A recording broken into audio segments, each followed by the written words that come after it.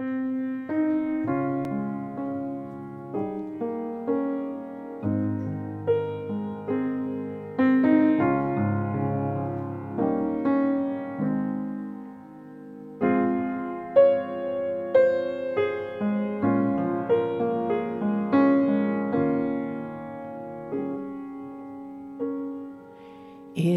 this moment, in this place,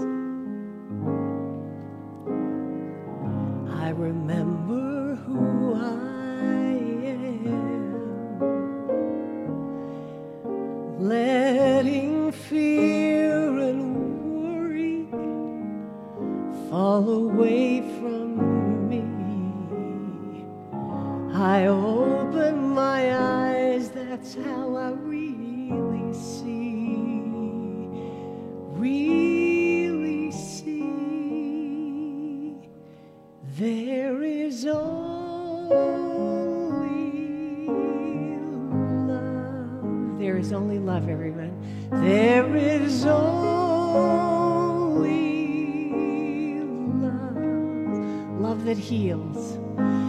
Love that heals, love that sets us free, love that sets us free. Gorgeous.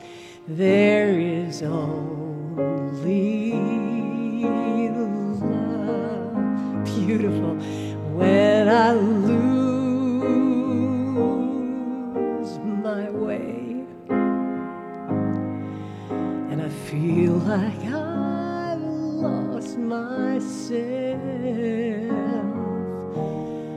that's when I go inside, quiet my mind. I hear Spirit gently say,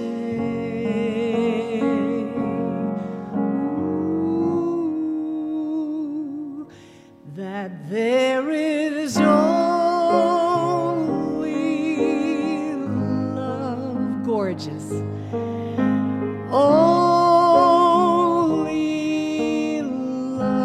Love that heals and sets us free. Love that heals, love that sets us free. There is only love. There is only love. Will you sing it one more time with me, because you sound so wonderful?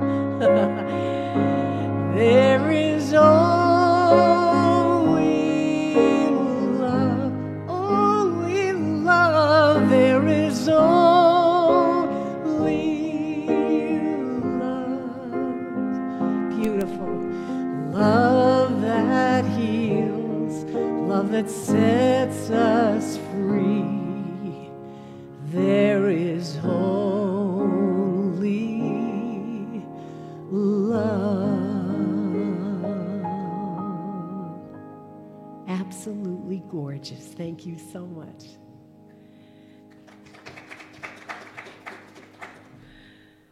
Good morning. I want to welcome you to Unity on the Avenue this afternoon. My name is Justine Talley, and I want you to join me in welcoming Karen Karsh, bringing our beautiful music and spirit into our sacred space today. Yay! Also, we are honored to welcome Reverend Robert Brzezinski as our guest speaker today.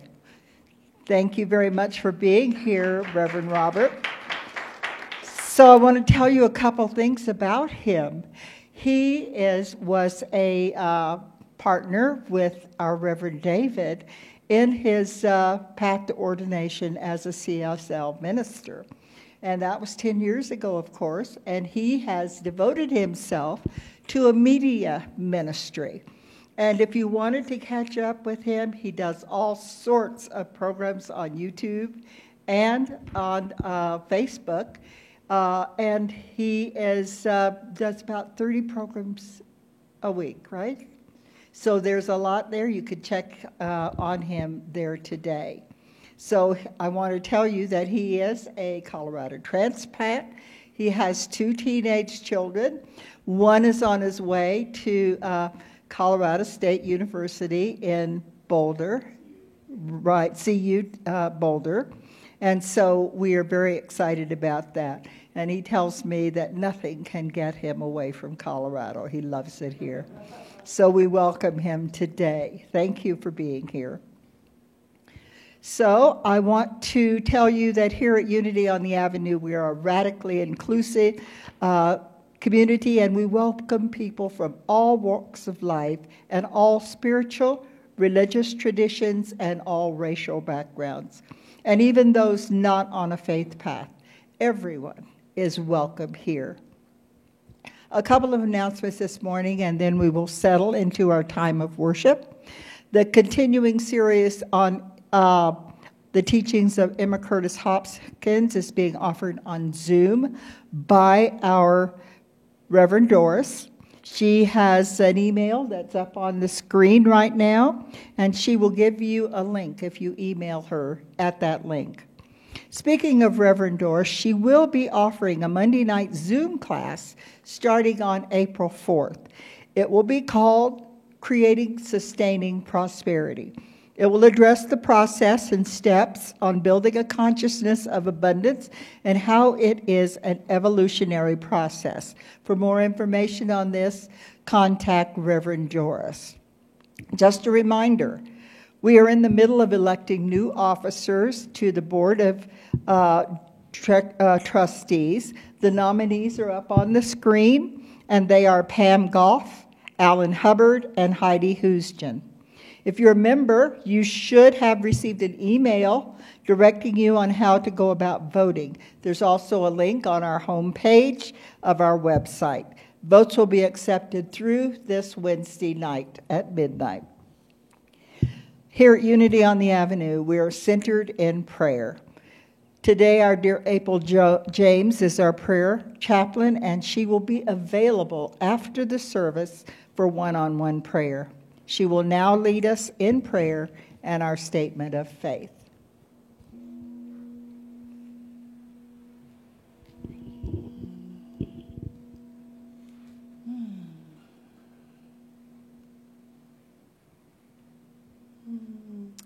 Good morning, dear ones, and welcome to Unity on the Avenue. And I'm excited. Today's the first day of spring. I even know the time, 9:33 a.m. I just love this time of year, time of renewal, and just can feel it. We can, after being asleep during the winter months.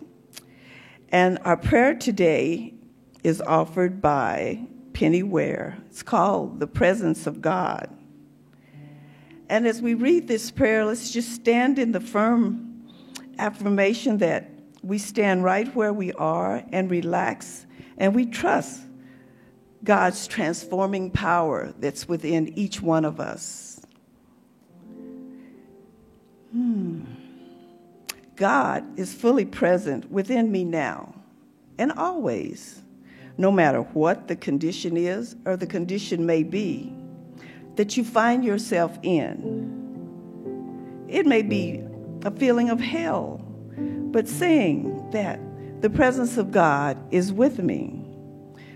I do not have to find my way out of entanglements before me, for I contact God, and I do not have to make myself more worthy before I reach God.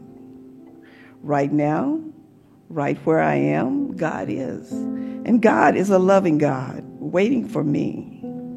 All I have to do is trust and relax in that realization that God is within me and all about me, even in what may seem to be the darkness of darkness.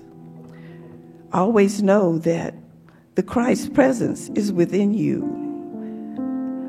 Our Bible reading this week is Matthew 28, verse 20. Lo, I am always with you. I give thanks and glory, and so it is. Amen. So now let's read our statement of faith, or if you don't want to read it, just look at the screen and feel it and know that there is one power and one presence in the universe and in my life, God, the good, omnipotent.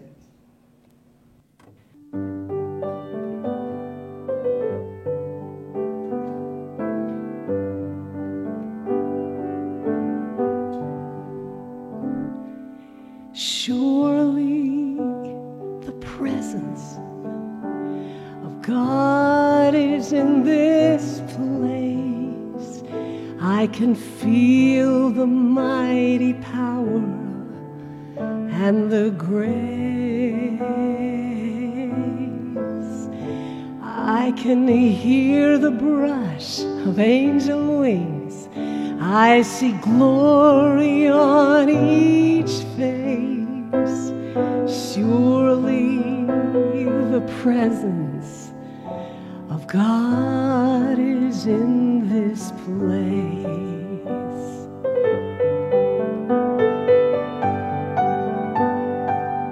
One more time, everybody.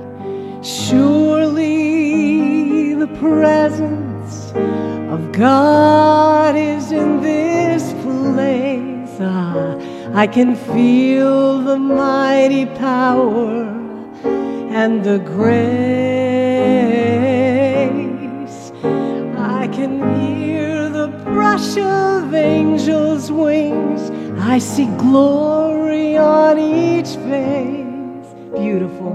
Surely the presence of God is in this place.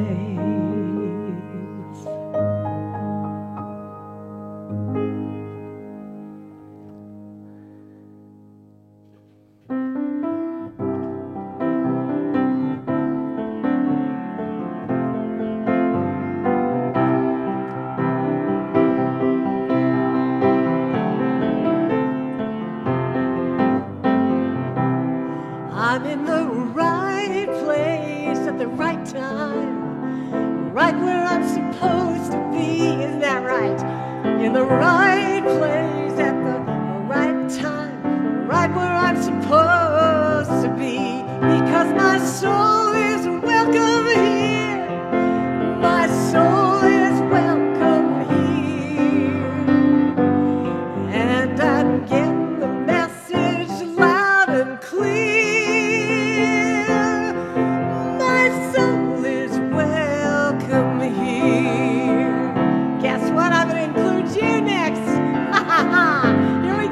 We're in the right place at the right time, right where we're supposed to be.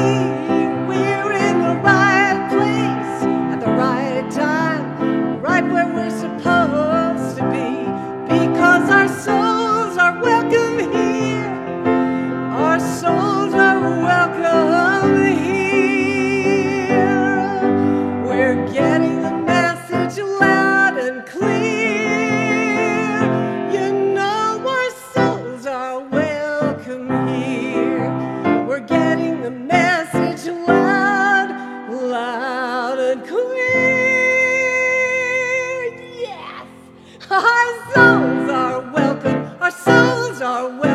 Our souls are welcome here.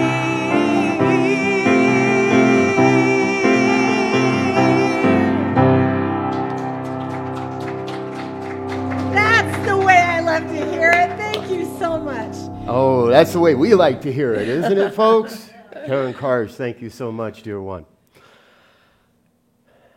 My name is Reverend Robert Brzezinski, and you've already created an opinion about me. I don't know if I'm here to prove you right or share something different with you. But what I know is we've got a lot of ground to cover and a lot of fun stuff to explore here this morning.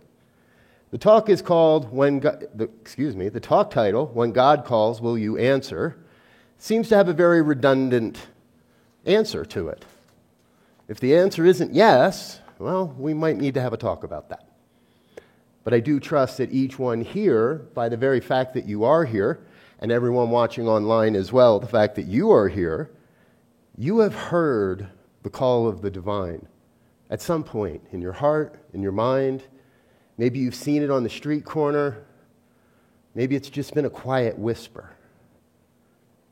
Now, here at Unity of the Avenue and in New Thought communities all across the planet, those didn't know there is a group of religious science practitioners in Ukraine that are being very active and very quiet with their prayer work currently. There are prayer practitioners and people that think this way and believe this way and explore this lifestyle, if you will, this way of living that is known collectively as New Thought. And New Thought as a philosophy, well, but not only been around a long time, it has this funny little piece about it that says we have to grow and evolve and expand who we are and how we show up on the planet. So what that means is there is a constant flux and a flow between how this philosophy presents itself into the world. Now, I need to make a confession, and I know that in rooms like this and in New Thought and in Unity and religious science, divine science, we don't do confessions. There is not some little spot down there where you can confess to me later. We don't do that very much. But I do want to make a confession in that I've been around this movement 20 years now, and, well, I was a spiritual snob. And I wasn't just a spiritual snob in the fact that I knew that New Thought could change the world and that this philosophy was groundbreaking. I was a spiritual snob that was even less desirable because I looked down on people that didn't have the same spiritual experience as I did. I want to be honest. I was at Holmes Institute here in Colorado. I was at the finest school for metaphysical New Thought teachings known on the planet. I was working with some of the most amazing people on the planet. And if you weren't part of that school, if you went to another school, maybe one named after a guy named Emerson, or if you were a Unity minister or teacher, well, I confess, I didn't have much time for you. I thought there was one real way. And everything else hadn't quite woken up to that one real way to get to know God. Now, granted, I was teaching that if there's 7 billion plus people on this planet, then there's 7 billion plus ways to get to God, to get to know God, to feel that indwelling presence, to recognize that power, presence, and intelligence that is active and alive within every one of us. Lucky for me, my friends and colleagues, people I don't know, people I look up to, wouldn't let that stand and eventually helped me to see the error of my ways, if you will. Now, I'm also a real big believer that what's going on in our lives is often necessary for not to bat us down, not to beat us down, but to reveal a grander picture of what is possible. Along my way, I was introduced to a gentleman named Brother Wayne Teasdale. Anybody know Brother Wayne Teasdale? He actually did a lot of work here in Colorado and out in Snowmass with a couple other people. He wrote in one of his books, "Everything is an avenue leading to the experience of ultimate reality. The divine communicates itself in all things. There are infinite ways to encounter the source. Ultimate reality may be experiencing in virtually anything. There is no place, no activity that restricts the divine. It is everywhere." Okay, so does that mean that the divine is in the heart of Vladimir Putin right now? Yes. Thank you, sir. Yes. Does that mean that the heart of the divine is speaking through the neighbor down the street that doesn't want to cut their lawn? Or maybe has an old clunker out in the driveway? Yes. Young man in the back says that's true for him. Thank you, sir. We are here on this planet, I believe, to transcend all of that. To come to a place where we can recognize that no matter what it is that's showing up in my life, I may not like it. I may think it's a horrible, no good, terrible, rotten day. I may think that that person is a bigot or a racist or a xenophobe or violent. But what I know is all of that is one way that that person is using these universal principles that we all use. New thought as a movement is changing. We've been saying this for a long time. How many people have heard somewhere in their life, we are the ones we've been waiting for, right? We've been hearing this for so long. And one of the things that I want to share is what I believe is part of the prescription of how we embrace that change and how we move forward in that change. So the first thing I want to do is ask your permission. You guys are okay if I drop the jacket, yes? Okay, I see more heads going this way than this way, so we're just going to... Michael Beckwith said, "When humanity's view transforms egocentric boundaries of me and mine into a world-centric view of ours, we have a true chance not only to create integrative policies of peace, but to live them. Events such as the world is currently experiencing offer the prospect of moving into a creative response, one that has never been before considered." He said that 20 years ago in response to 9/11. This is not a new idea, folks. And it actually has been given a name. We're going to get to that name in a minute. Because this evolution of new thought begins with the history. Emma, Emerson, Troward, people that we oftentimes don't understand what they wrote. But that's where it started, and it started as a healing movement, and it started with healing ourselves. It was never about going out and trying to heal the world. It was never about creating a business called practitionering where we could go out and try to heal people. It was about healing ourselves so we could be the demonstration on the planet. And then it grew and it changed. And and modern medicine sort of caught up to the times, and people were being healed without the spiritual piece.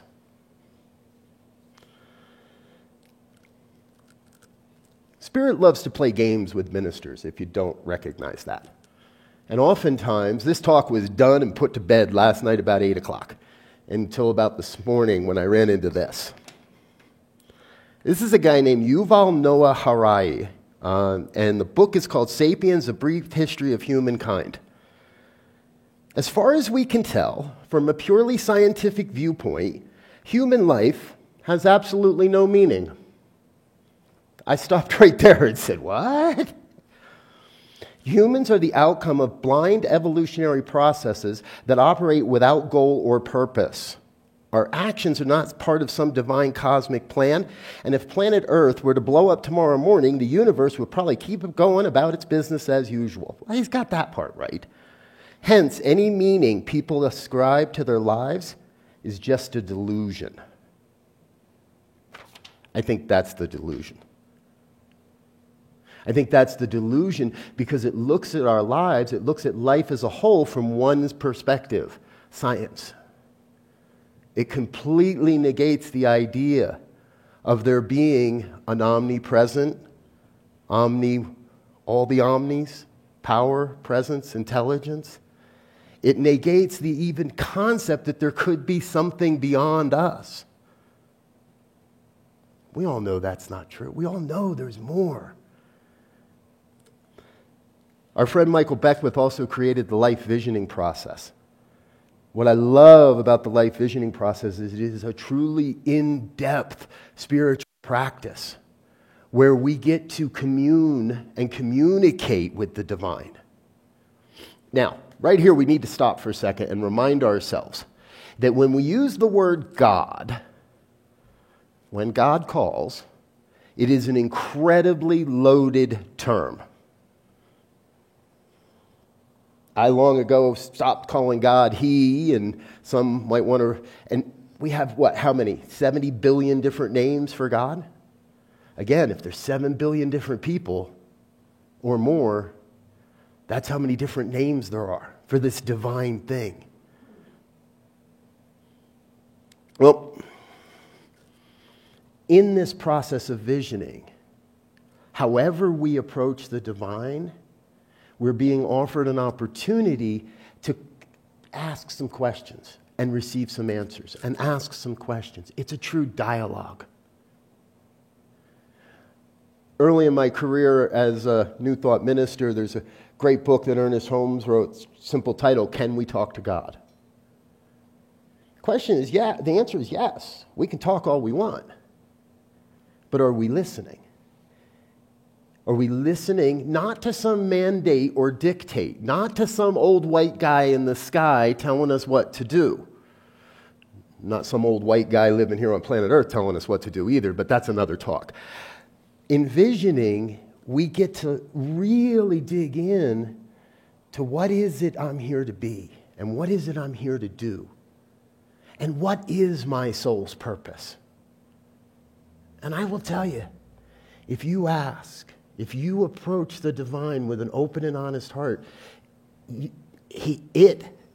divine must answer.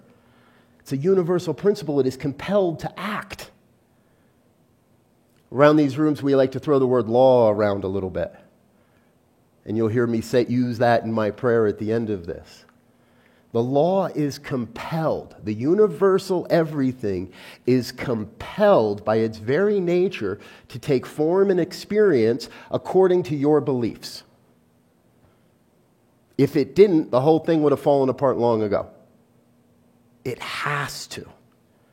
So we come to a point where we realize New Thought grew, and we started to wake up as a movement and as people and as organizations. We started to wake up to the necessity that we embrace our mystical selves, the mystical side of life. Let's go back to our friend Brother Wayne Teasdale for a moment. He also wrote, "Every one of us is a mystic. We may or may not realize it. We may not even like it. But whether we know it or not, whether we accept it or not, mystical experiences are always there, inviting us on a journey of ultimate discovery. We have been given the gift of life in this perplexing world to become who we ultimately are, creatures of boundless love, caring compassion, and wisdom." I want to read that part again. Creatures of boundless love, caring compassion, and wisdom. Existence is a summons to the eternal journey of the sage we all are, if we could only see it. It's a very wise man. Now, I have a simple definition of a mystic, if anyone's wondering, or if that word's rolling around in your mind going, I hear that word a lot too. What does that really mean? My definition, one who lives in close, indwelling contact with the divine. That's it. That's it. It's nothing special. It's no mystery. We just have to listen. And what we're listening to is the nature of life, the truth of life. I recently got into a conversation and somebody said, well, I don't know if I believe in prayer. That's fine. You don't have to believe in it. Anybody here believe in electricity? Anybody believe that you could stick your finger in a light socket and not feel it? You don't have to believe that this stuff works for it to work. It's going to work, whether you believe it or not. See, we really are the ones we've been waiting for. You. And I want to make sure we're really clear. And this is true, I've been watching you guys for probably, well, I don't know, how long's David been around now? Dr. David been with you? Because he is a great friend of mine. We did share in ministerial school together. And we traveled similar paths through that educational opportunity. And anybody that doesn't know, those can be sometimes some really boring classes. I'm just going to say it. My colleagues that'll hear this online will come after me. But some of them, it takes a little something to get to really dig into the nature, the esoteric nature of how we teach metaphysics at a high level. The classes you guys are offering are part of that change. Now, I do know Dr. David very well. I do not know, and I'm not sure if it's Reverend Doctor or just Reverend Doris. However, just the fact that she puts an integral approach on the flyer for her latest class has me sitting there going, ooh, can I get those nights off? I want to see what she's got to say. New thought moved. We learned the mystical, we grasped the mystical, and then along comes roaring this whole concept of integral thought. And integral, and what that means, and what it is between the first tier and the second tier. And we're not going to go into all that, because that's another good hour and a half talk itself, too. But what I see is I see this community embracing the process and the theory of both and. You have both a unity minister and a religious science minister. And as I watched Dr. David's talk last week, this is a community of diverse perspectives and shared experience and lived experiences and now shared experiences. So when God calls, which he, she, it, they, us all already has, the answer is always, yeah, yes, yes. I want you people to put on a parade for Pride Day next month. How are we going to do that? I don't know. Can we do that? Yes. I want you to, whatever your community rises up. So please don't hear this as like God telling you what to do. This is what's in your own hearts, what's in this community, what's real for you. Because you as a community have important work to do. It must be. And what New Thought is, what I believe New Thought is growing into is what's now being referred to as prophetic New Thought.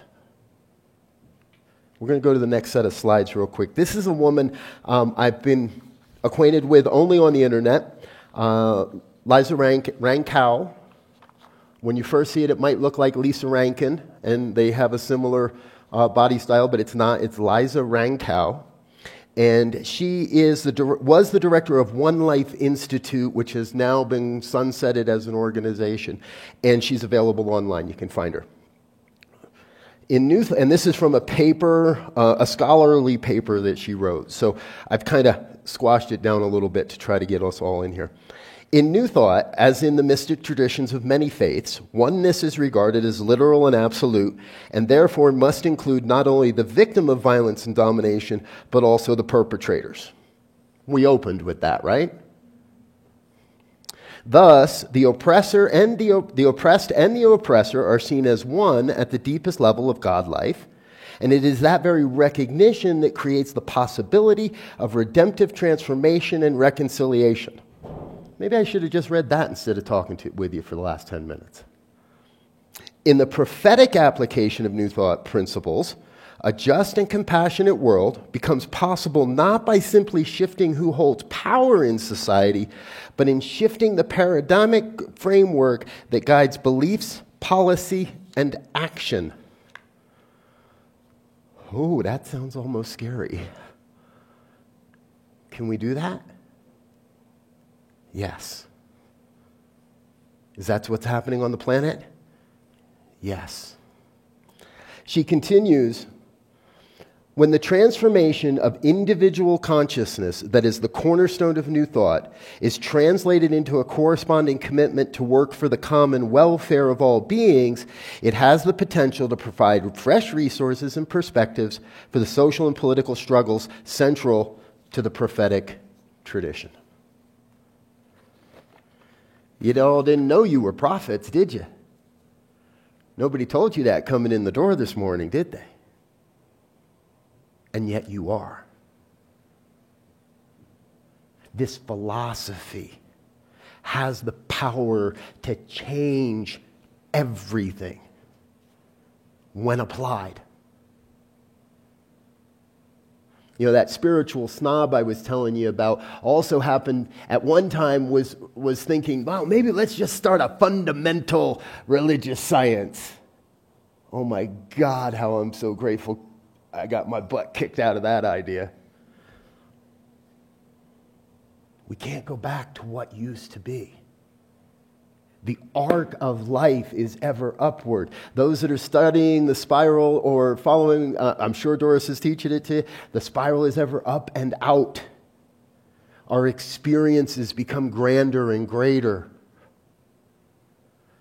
For myself, the way I like to say it, everything necessary for the complete and total fulfillment of your life's mission comes into your life exactly as necessary.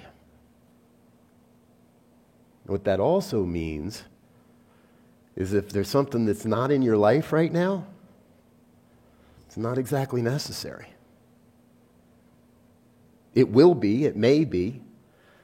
And when I share this thought, the first one that jumps into everybody's mind, people just said, yeah, how about that when it comes to money? Not everybody's got enough money in their life, do they? Well, there's classes around that too. Because what it comes down to, as Liza told us, it's about our consciousness. So the snob, the spiritual snob says, that's easy. I know how to change my consciousness. I sit in a room and I curl myself up into a ball and I turn on the meditation music and light the candle and the incense and I chant Om for an hour and I change my consciousness and then the world around me changes. How's that working out? In theory, should be great. On the individual level, that works.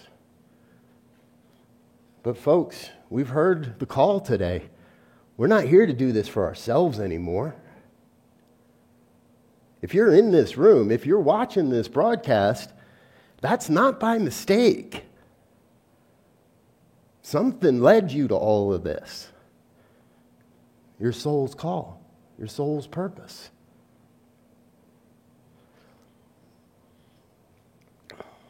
In that visioning process I was talking about, Reverend Dr. Michael started with a series of 5 questions. Very simple. What's the highest vision for my life? What am I becoming in order to serve that vision? What wants to be released in order to serve that vision? What wants to be embraced in order to serve that vision? And what else wants to be known about this vision? Over the past 20 years, working with a lot of private clients and a lot of people, I've added a couple questions to the list. One of them is, what's my soul's purpose? Now, what I know is we're mystics. The mystery of life is being revealed, and our work, our contribution is to decipher the clues, the signs, the symbols, all that stuff. So, when the first time I asked that question and I heard the divine whisper in my ear, love and be loved. And if you write that real quick, be loved also looks a lot like beloved. The next time I heard that in that question, love and be loved, love and be loved, love and be loved. Now, I do a lot of visioning, often as many as a couple of days sometimes. And all of a sudden it starts hitting me. Oh, there it is. Love and be loved. Love and be loved. What is my soul's purpose? Love and be loved. What is yours? It's going to be different. But I'm going to tell you, if you search for it, if you say yes when the divine calls, it's going to be simple, but it's going to be huge. It's going to be everything. Because we are the ones we've been waiting for. We are the ones that have to get out in those streets and do the work. Or get back into our offices and do the work. Or stay on Zoom in a virtual office, that's cool too, and do the work.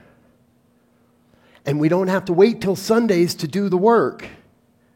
It can happen any day, every day. We become the prophetic voice of New Thought philosophy by demonstrating, by living this. By saying, hey, I'm sorry, did you drop that $5 bill? By giving a helping hand when it's necessary or it feels right.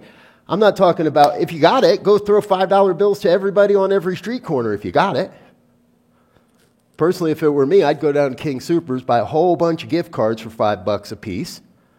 Make sure that your King Soopers number is associated with Unity on the Avenue so they get the benefit of it all. Buy a whole bunch of $5 gift certificates, gift cards for King Soopers. If you want to help, hand those out. You know they're going to get food, whoever gets it, because they won't let you buy alcohol on gift cards at King Soopers. But anything else they might need, there you go. There are countless ways to get involved, and that is what New Thought is becoming, whether we like it or not. We are becoming a prophetic movement to utilize this philosophy in helping people to change their lives, and therefore uplifting all of experience across this planet.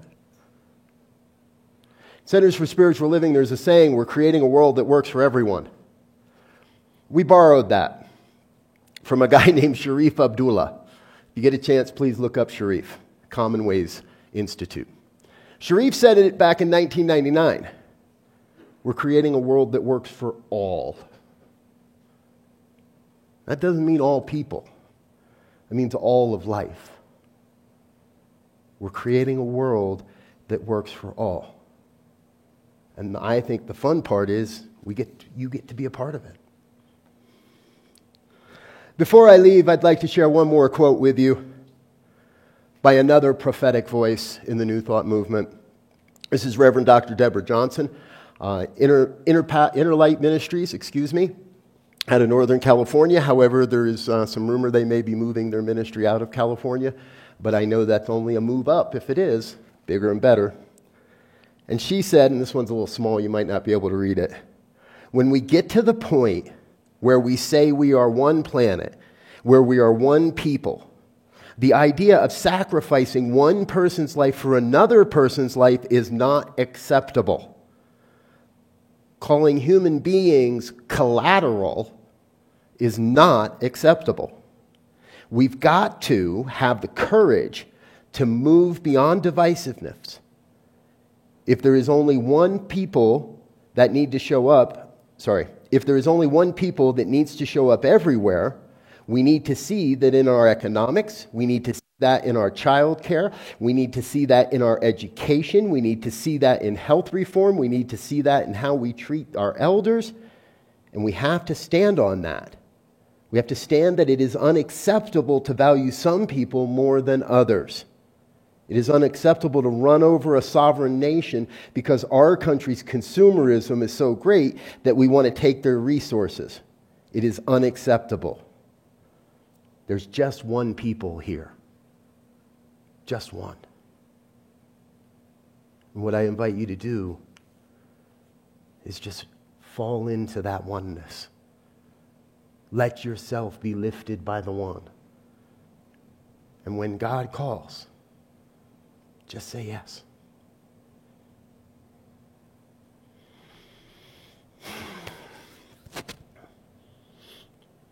And if you have agreed with any one word that has been said here so far this day, I invite you to join me in consciousness.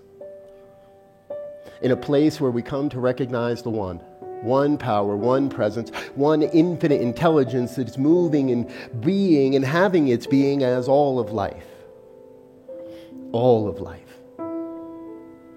I recognize this one source as the wellspring of love and light and beauty, truth and health and wealth and well-being, abundance, prosperity. It's all God. I recognize this oneness as that self-existent cause, the one self-existent cause that is forever taking on form and experience and then abandoning those forms and experiences in order to take on a new form, a new experience, a new thought, a new way. I recognize this oneness living, beating in the hearts of everyone, everywhere. Each one in this room, each one watching this broadcast, now at another time, even in another dimension. The oneness knows no boundaries. It is everywhere present, moving each of us to our own greatness. Rising up within a spark of creation, a spark of idea, a spark of whatever wants to be. For that is the divine nature of our beingness. Creative beings, spiritual beings, creating a world that works for all. Awakening within ourselves to our own spiritual magnificence, to the amazing call of the vision for our lives, the high vision for our soul's purpose. We are saying yes. And I feel that vibration, recognizing we are right here, creating an environment of love, an environment of peace, an environment of truth, an environment of the very nature of our beingness through the music and the songs, through everyone in this room, for all the energy and the vibration that is rushing out into the internet right now. One environment of love and peace for all. So what I know and what I affirm is that regardless of the appearances, peace is breaking out all over. Peace. Rising up in the darkest corners of the planet. In those places where no hope may be seen, is being seen. The divine reveals hope and peace and love. And we are merely transceivers of that love, of that peace. We create within ourselves that environment of peace, and then we broadcast that peace out onto the planet. We send those vibrations out onto the planet, and therefore it revolves around, it comes back, and we absorb it again and again. We transmit and receive. We are love and loved.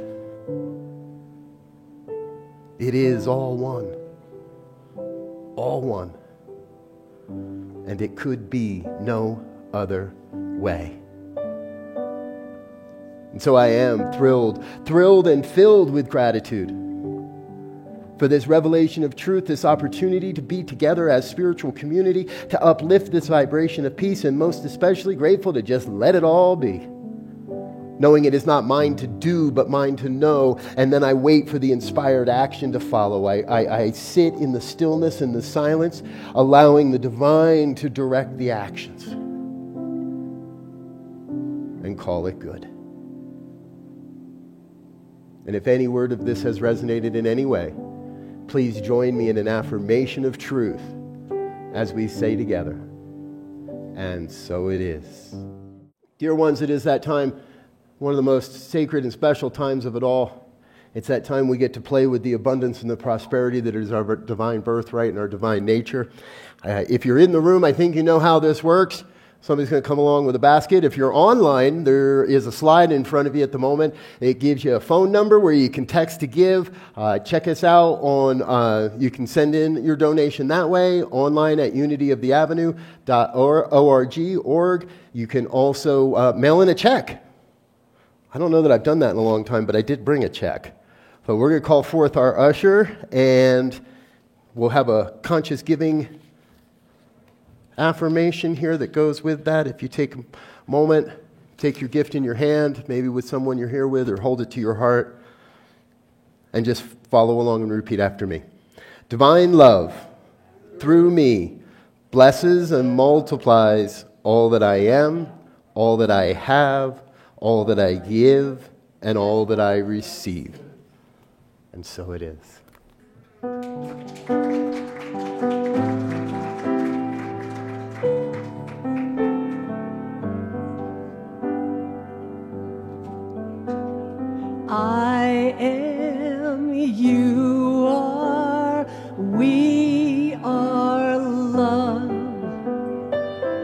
I am, you are, we are love. We are love, we are love, love and only love. We are love, we are love, love and only love. I am, you are, we are love. I am, you are, we are love. We are love, we are love, love and only love. We are love, we are love, love and only love. I am, you are, we are love. I am, you are, we are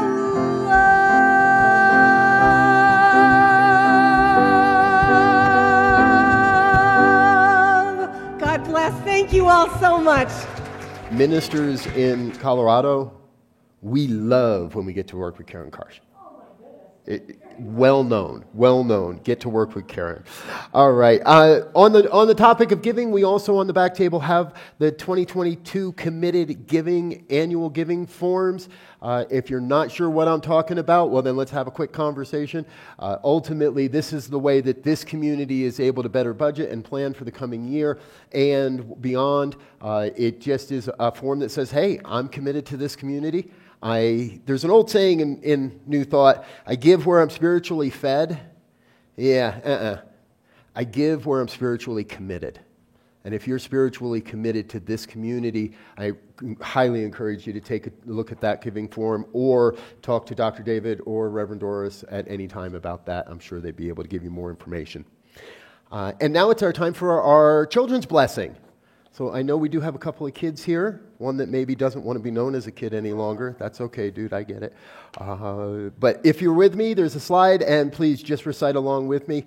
And now we offer a blessing for the children of our community in the world. You are loved, special, and important. We see you and bless the divine being that you are. And we'll close with our prayer of protection and one more little piece of music from Karen. Please, again, recite with me. The light of God surrounds us. I am that light. The love of God enfolds us. I am that love. The power of God protects us. I am that power. The presence of God watches over us. I am that presence. Wherever we are, God is, and all is well. Go in power, go in peace. Thank you.